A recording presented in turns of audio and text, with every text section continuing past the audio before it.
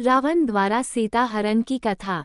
रामायण के काव्य में रावण द्वारा सीता हरण का प्रसंग एक अत्यंत महत्वपूर्ण और नाटकीय घटना है, जिसे पूरे संसार में असंख्य बार उद्धृत किया गया है। ये कथा न केवल राम, सीता और रावण के बीच के संघर्ष की कहानी है, बल्कि यह मानवता, धर्म और अहंकार के भंवर में फंसे एक राक्षस के भीतर की द्वंद्व की भी अभिव्यक्ति करती है। इस कथा के माध्यम से हम न केवल महाकाव्य की ऐतिहासिक धारा को समझते हैं, बल्कि हम जीवन के अंतर्निहित सिद्धांतों को भी महसूस करते हैं। शूर्पणखा का बदला। रावण द्वारा सीता का हरण करने की घटना का आरंभ शूर्पणखा के अपमान से हुआ था। जब रावण के बहनोई खरदूषण का वध राम ने किया था और शूर्पणखा का अपमान हुआ था, तो वह अपनी बुरी किस्मत के साथ अपने भाई रावण के पास गई। शूर्पणखा ने रावण से न्याय की गुहार लगाई और कहा कि राम ने उसका अपमान किया और उसके भाई खरदूषण को अपनी पूरी सेना सहित नष्ट कर दिया है। शूर्पणखा ने रावण से कहा कि वह सीता का हरण करके उसे बदला दिलाए।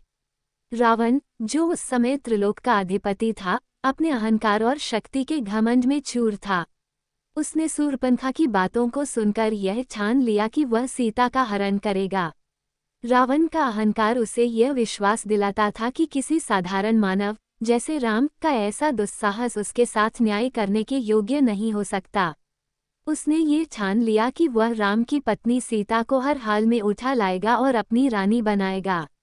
रावण के अहंकार में चूर इस निर्णय ने उसकी पूरी बर्बादी की नींव रखी। रावण और मारीच का संवाद।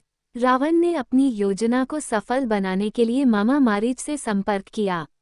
मारीच राक्षसी ताड़का का पुत्र था और वह दंडकारण्य वन में श्रीराम के हाथों बच निकलने के बाद श्रीराम की शक्ति से बहुत डर चुका था। रावण ने मारीच से मदद मांगी, लेकिन मारीच ने रावण को समझाने की कोशिश की कि यह योजना धर्म और न्याय के खिलाफ है। मारीच ने कहा कि वह राम के बारे में जानता है और राम का कोई भी व्यक्ति या राक्षस कुछ भी नहीं बिगाड़ सकता। लेकिन रावण के अहंकार ने उसे किसी भी चेतावनी की परवाह न करने के लिए मजबूर किया। आखिरकार मारीच रावण की धमकी से डरकर उसकी मदद करने के लिए तैयार हो जाता है। रावण ने मारीच से कहा कि वह एक अद्भुत स्वर्ण मृग का रूप धारण करे। रावण का विचार था कि सीता को आकर्षित करने के लिए ये सुनहरा मृग उसकी योजना का हिस्सा बनेगा।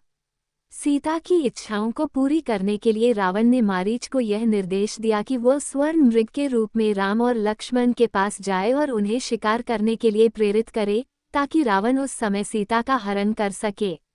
स्वर्ण मृग का आकर्षण। मारीच ने रावण के आदेशानुसार स्वर्ण मृग का रूप धारण किया और राम लक्ष्मण के आश्रम के पास आया। स्वर्ण मृग का अद्भुत रूप और उसकी चमकदार सींग सीता को आकर्षित कर लिया। सीता, जो स्वभाव से ही बहुत सुंदर और सौंदर्यप्रिया थी, उस मृग की ओर आकर्षित हो गईं। उसने राम से कहा कि वो उस मृग का शिकार करना चाहती है। राम ने सीता की इच्छा का सम्मान करते हुए कहा कि वो उसकी बात मानेंगे, लेकिन इसके लिए वह लक्ष्मण को अकेला छोड़कर मृग के पीछे चलेंगे। राम ने जैसे ही स्वर्ण मृग का पीछा किया, मारीच ने उसे एक खतरनाक योजना के तहत आगे बढ़ने के लिए मजबूर किया। मारीच ने राम से दूरी बनाने के लिए तेजी से दौड़ना शुरू कर दिया। राम ने मृग को मारने का प्रयास किया और जब एक बाण मारीच को लगा, तो मारीच राम की आवाज में, हे सीते, हे लक्ष्मण, पुकारने लगा। इस आवाज को सुनकर सीता समझ गई कि राम पर कोई संकट आया है और वह तुरंत लक्ष्मण से सहायता की मांग करने लगी। लक्ष्मण ने सीता को समझाया कि यह केवल कोई राक्षस की चाल हो सकती है, लेकिन सीता ने बार बार लक्ष्मण को राम की मदद के लिए जाने को कहा। लक्ष्मण रेखा। सीता की जिद के कारण लक्ष्मण ने आखिरकार अपनी सुरक्षा के लिए कुटिया के द्वार पर लक्ष्मण रेखा खींच दी।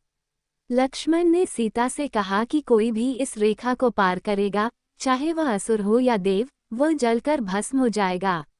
लक्ष्मण ने सीता को चेतावनी दी कि वह रेखा को पार न करे, क्योंकि यह उनकी सुरक्षा के लिए है। लक्ष्मण की चेतावनी के बाद वह कुटिया से बाहर चले गए। लक्ष्मण के जाने के बाद रावण, जो पहले से छिपा हुआ था, अब साधु का रूप धारण करके कुटिया के पास आया। रावण का छल। रावण ने साधु के रूप में सीता को भिक्षा देने के बहाने लक्ष्मण रेखा पार करने के लिए प्रेरित किया। उसने सीता से कहा कि वह परम तपस्वी है और भिक्षा के बिना उनके घर से नहीं जा सकता। जब सीता ने रावण के आग्रह को अस्वीकार किया तो उसने सीता को डराया कि यदि वह बाहर नहीं आई तो वह श्रीराम को श्राप दे देगा। इस भय के कारण सीता ने अपनी सुरक्षा की परवाह किए बिना रेखा पार कर दी और रावण के पास भिक्षा लेने चली गईं। जैसे ही वह रेखा पार करती हैं, रावण ने अपने असली रूप में प्रकट होकर सीता को पकड़ लिया और उन्हें अपने पुष्पक विमान में बैठाकर ले जाने लगा। रावण और जटायु का युद्ध। जब सीता रावण के साथ पुष्पक विमान में जा रही थी तो जटायु, जो एक वृद्ध और शक्तिशाली गिद्ध था, ने रावण को देखा और सीता की रक्षा के लिए युद्ध करने का निश्चय किया। जटायु ने रावण से युद्ध शुरू किया, लेकिन रावण ने उसे अपनी चंद्रहास खड्ग से घायल कर दिया।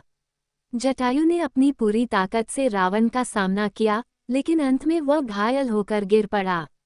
जटायु का पंख काट दिया गया और वह जमीन पर गिर पड़ा। उसकी हालत बहुत गंभीर हो गई और उसने आखिरी बार सीता से कहा कि राम ही उसे बचाने आएंगे। सीता की आर्त पुकार। जब रावण सीता को ले जा रहा था तब सीता ने राम को पुकारते हुए अपनी मदद की गुहार लगाई। उन्होंने आंसुओं से भरी आंखों से कहा, हे प्रभु श्री राम, मुझे बचाइए। लेकिन राम या लक्ष्मण कोई भी उन्हें बचाने के लिए नहीं पहुंच सका। सीता ने अपने पल्लू का एक टुकड़ा फाड़ा और उसमें अपने सारे आभूषण बांधकर ऋषिमुख पर्वत की ओर फेंक दिया।